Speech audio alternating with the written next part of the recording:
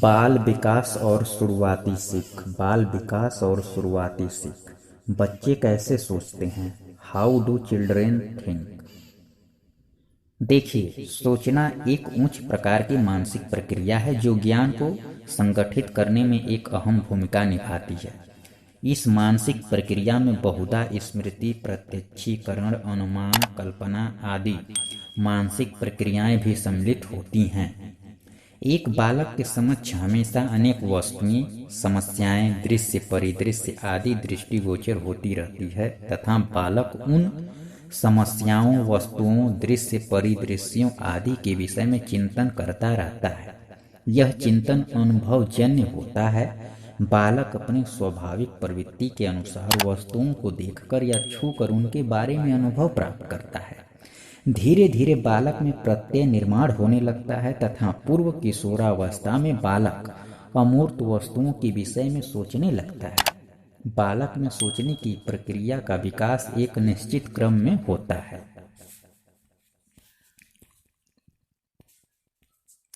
अगला टॉपिक है कि बालकों में सोचने की प्रक्रिया, process of thinking in children. प्रत्यक्षीकरण के आधार पर सोचना, थिंकिंग बेस्ड ऑन मैनिफेस्टेशन। बच्चों में इस प्रकार की सोच का विकास वस्तुओं और परिस्थितियों में प्रत्यक्षीकरण से संबंधित होता है। बालक अपने चारों ओर के भौतिक और मनोवैज्ञानिक वातावरण में जिन वस्तुओं और परिस्थितियों को देखता है या प्रत्यक्षीकरण करता है, उसके आधार पर वह अपने ज्ञान का संचय कर अपनी सोच का विकास करता है। अगला टॉपिक है कल्पना के आधार पर सोचना, थिंकिंग बेस्ड ऑन इमेजिनेशन। जब उद्दीपन, वस्तु या पदार्थ उपस्थित नहीं होता है तब उसकी कल्पना की जाती है। इनके अभाव में कोई बालक इनकी मानसिक प्रतिमा बनाकर अपने ज्ञान का संचय करता है। कल्पना बालकों में सोचने का एक सुदृढ़ आधार है, जिसके आधार पर बालक अपने पूर्व अनुभवों के आधार पर अपनी भविष्य सोच का निर्माण करते हैं।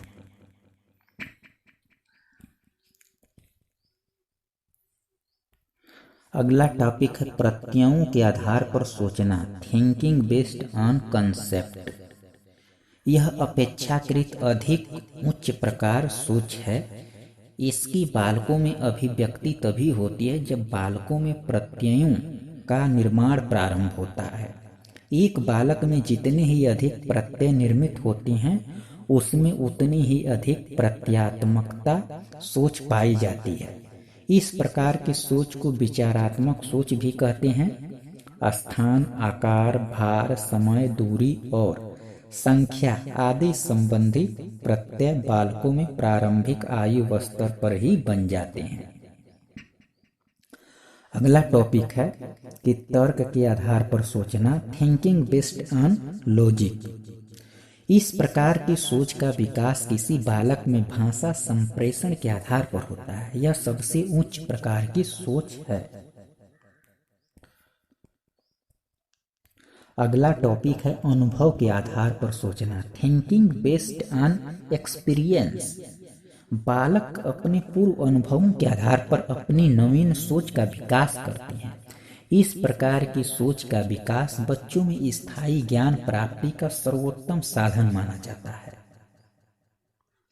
रुचि और जिज्ञासा के आधार पर सोचना, thinking based on interest and desire. कुछ बालक अपनी रुचियों और जिज्ञासाओं के आधार पर अपनी सोच का सृजन करते हैं।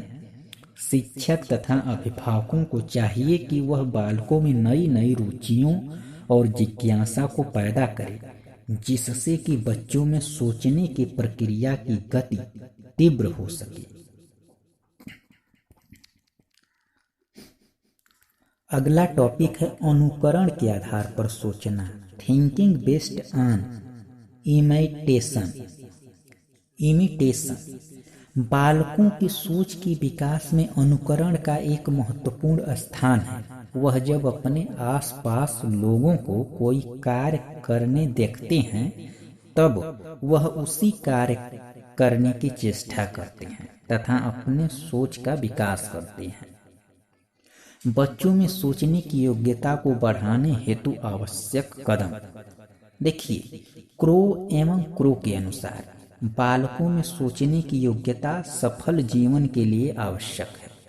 अतः संरक्षकों और शिक्षकों को चाहिए कि बालकों में इस योग्यता के विकास पर ध्यान दिया जाए और बालकों में सोचने की योग्यता का विकास में निम्नलिखित उपाय सहायक हैं।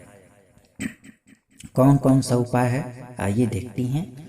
बालकों को सोचने के लिए प्रोत्साहित और प्रेरित करना चाहिए। बालकों के भाषा ज्ञान को उच्च करने उपाय करने चाहिए, जिससे वह समय समय पर अपने विचारों की अभिव्यक्ति कर सके। बालकों की रुचियों के विकास पर ध्यान देना चाहिए। रुचियों के अभाव में सोचने योग्यता कठिनाई से विकसित हो पाती है। बालकों को उनकी आयु के अनुसार समय समय पर ऐसे कार्य सौंपे जाने चाहिए जिससे उनमें उत्तरदायित्व की भावना का विकास हो सके और उत्तरदायित्व के निर्वहन हेतु सोचने के लिए प्रेरित हो सके।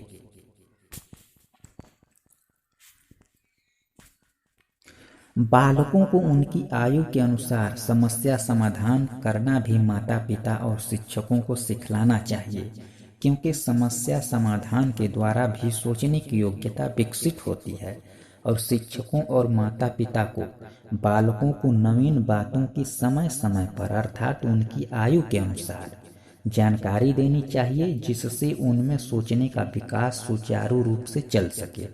तर्क और वाद विवाद की भी सोचने की योग्यता के विकास में महत्वपूर्ण भूमिका है। इनको भी सिखाने के अवसर देने चाहिए। बालकों को ऐसे उद्दीपक पूर्ण वातावरण समय समय पर उपलब्ध कराना चाहिए जिससे वे सोचने के महत्व को समझे और अपनी योग्यता को बढ़ाने के लिए प्रदत्त वातावरण का लाभ उठा सके। अगला टॉपिक है बच्चे कैसे सीखते हैं। How do children learn. देखिए, सीखना एक प्रक्रिया है जो जीवन प्रयत्न चलती रहती है एवं जिसके द्वारा हम कुछ ज्ञान अर्जित करते हैं या जिसके द्वारा हमारे व्यवहार में परिवर्तन होता है। फेरेंडसन के अनुसार सीखना अनुभव या व्यवहार में परिवर्तन होता है। जन्म के तुरंत बाद से ही व्यक्ति सीखना प्रारंभ कर देता है। सीखना कोई आसान और सीधी प्रक्रिया नहीं होती है, बल्कि यह जटिल, बहुआयामी और गतिशील प्रक्रिया है। अधिगम व्यक्तित्व के सर्वांगीण विकास में सहायक होता है। इसके द्वारा जीवन के लक्ष्यों को प्राप्त करने में सहायता मिलती है। अधिगम के बाद व्यक्ति स्वयं और दुनिया को समझने के योग्य हो पाता है। रटकर विषय वस्तु को याद करने को अधिगम नहीं कहा जाता है। यदि छात्र किसी विषय वस्तु के ज्ञान के आधार कुछ परिवर्तन करने एवं उत्पादन करने अर्थात ज्ञान का व्यवहारिक प्रयोग करने में सक्षम हो गया हो, तभी उसके सीखने की प्रक्रिया को अधिगम के अंतर्गत रखा जा सकता है। सार्थक अधिगम ठोस चीजों एवं मानसिक द्योतकों को प्रस्तुत करने व उनमें बदलाव लाने की प्रक्रिया है, न कि जानकारी इकट्ठा कर उसे रटने की प्रक्रिया। गेट्स के अनुसार अनुभव द्वारा व्यवहार में रूपांतरण लाना ही अधिगम है। अनुभव द्वारा व्यवहार में रूपांतर लाना ही अधिगम है। ई पील के अनुसार अधिगम व्यक्ति में एक परिवर्तन है जो उसके वातावरण के परिवर्तनों के अनुसरण में होता है। क्रो के अनुसार सीखना आदतों, ज्ञान एवं अभिवृत्तियों का अर्जन है। इसमें कार्यों को करने के नवीन तरीके सम्मिलित हैं और इसकी शुरुआत व्यक्ति द्वारा किसी भी बाधा को दूर करने अथवा नवीन परिस्थितियों में अपने समायोजन को लेकर होती है। इसके माध्यम से व्यवहार में उत्तरोत्तर परिवर्तन होता रहता है। यह व्यक्ति को अपने अभिप्राय या लक्ष्य को पाने में समर्थ बनाती है। सभी बच्चे स्वभाव से ही सीखने के लिए प्रेरित रहते हैं। सभी बच्चे स्वभाव से ही सीखने के लिए प्रेरित रहते हैं और उनमें सीखने की क्षमता होती है। अर्थ निकालना, अमूर्त सोच की क्षमता का विकसित करना, विवेचना व कार्य अधिगम या सीखने की प्रक्रिया के सर्वाधिक महत्वपूर्ण पहलू हैं। बच्चे व्यक्तिगत स्तर पर एवं दूसरों से भी विभिन्न तरीकों से सीखते हैं। अनुभव के माध्यम से प्रयोग करने से, पढ़ने, विमर्श करने, पूछने, सुनने, उस पर सोचने व मनन करने से तथा गतिविधि या लेखन के जरिए अभिव्यक्ति करने से अपने विकास के मार्ग में उन्हें ये सभी तरह के अवसर मिलने चाहिए। बच्चों मानसिक रूप तैयार हो उससे पहले ही उन्हें पढ़ा देना बाकी की अवस्थाओं में उन्हें सीखने की प्रवृत्ति को प्रभावित करता है। उन्हें बहुत से तथ्य याद तो रह सकते हैं, लेकिन संभव है कि वे न तो उन्हें समझ पाएं और न ही उन्हें अपने आसपास की दुनिया से जोड़ पाएं। स्कूल के भीतर और बाहर दोनों जगहों पर सीखने की प्रक्रिया चलती है। इन दोनों जगहों में यदि संबंध रहे तो सीखने की प्रक्रिया पुष्ट होती है। कला और कार्य समग्र सीखने के अवसर प्रदान करते हैं जो सौंदर्य बोध से पुष्ट होता है। ऐसे अनुभव भाषाई रूप से ज्ञात चीजों के लिए महत्वपूर्ण है, विशेषकर नैतिक मुद्दों में, ताकि प्रत्यक्ष अनुभवों से सीखा जा सके और जीवन में समाहित किया जा सके। सीखना किसी भी मध्यस्थता या उसके बिना भी हो सकता है।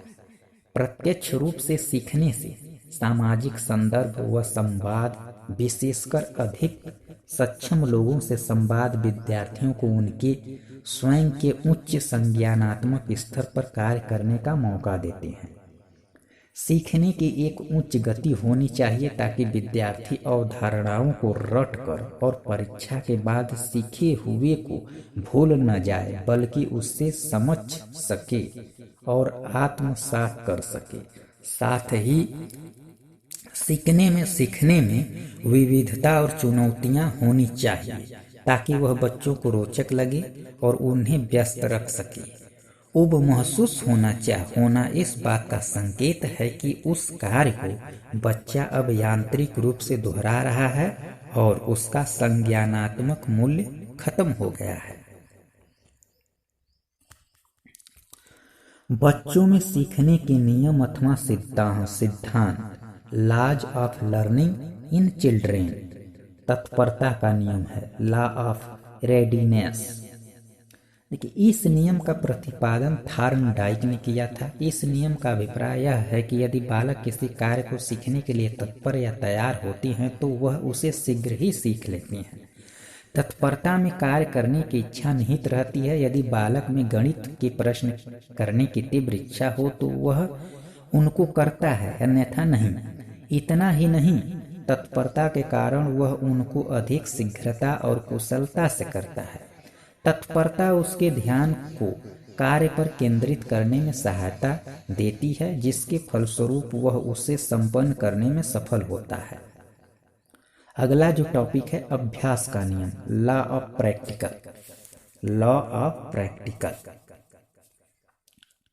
अभ्यास का नियम, इस नियम का प्रतिपादन भी थॉर्नडाइक ने ही किया था। इस नियम का अभिप्राय है कि यदि बालक कार्य को बार बार करता रहे तो वह उस कार्य में अन्य सामान्य बालक की अपेक्षा अधिक निपुण हो जाता है। अगला जो नियम है, प्रभाव का नियम, लॉ ऑफ इफेक्ट। थॉर्नडाइक के इस नियम के अनुसार बालक उस कार्य को सीखना चाहते हैं जिसका परिणाम हमारे लिए हितकर में होता है या जिससे बालकों को सुख और संतोष मिलता है। यदि बालकों को किसी कार्य को करने या सीखने में कष्ट होता है तो बालक उसको करते या सीखते नहीं हैं। वासबर्न के अनुसार जब सीखने का अर्थ किसी उद्देश्य या इच्छा को संतुष्ट करना होता है तब सीखने में संतोष का महत्वपूर्ण स्थान होता है।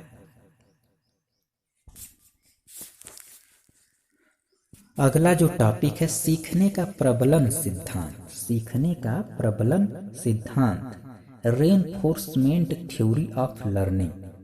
देखिए, इस सिद्धांत का प्रतिपादन अमेरिकी मनोवैज्ञानिक C.L. हल द्वारा किया गया था।